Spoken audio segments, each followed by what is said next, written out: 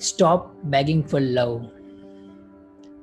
It's such a shame that we continue to live as a grown-up adults with such questions. Who loves me? Who respects me? Who cares for me? Who understands me? When for all that you have consumed of the world, the only way you should be living your life is whom else I can love? How else I can love? How can I expand my circumferences of my love? How can I be there for the world? What can I do? For whom can I do? In fact, the only way to come out of this feeling of a deprivation of a love is to love more people. Again, it's a truth. Starvation of love doesn't says by receiving love. Starvation of love says only by giving love. If anyone who is starving for love is not because enough people do not love you, it's because you are not loving enough people. Let me share you one story. There was a Samuel, a devoted Christian, but somehow he used to always believe that I need to take care of a people rather than just taking care of the church. So let me there for the people. And he used to take the time to serve people in all the ways he could do. One day an angel appeared and said,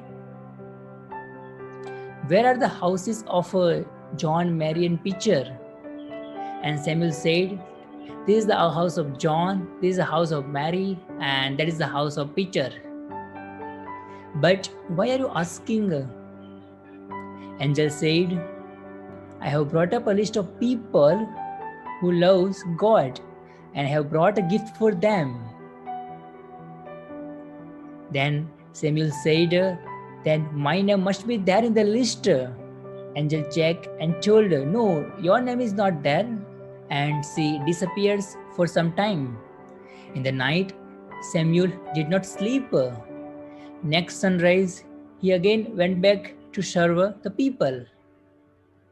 Next day, angel appeared again, and Samuel was indifferent towards the angel and told the angel, "Every day you come and ask for some of the addresses.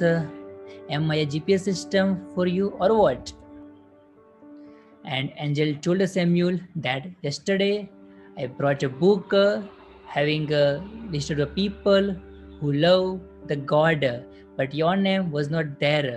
But today I brought up one more book having a list of the people whom God loves. And your name tops the list. Sometimes we live our life as if God has to take care of everything. God is there to take care of you. You have to take care of the people. You have to take care of the plants. You have to take care of the animals. There is a lot of forms of life that needs your help. You express your love for the creature by loving the creation. Be there for the people. Start with your home. I know some of us are great social workers. The moment we talk about it, we feel that I have to go to the old age. First, go to the home, and there are some old people. First, serve them. When we ask, "Where are your parents?" They have gone to the slum to take care of those poor children. And what are those mothers doing? They have come to the bungalows to take care of these children. We have to expand the circumference of our love. The center of our love has to begin with your immediate circle. Expand the definition of abundance and expand the definition of love.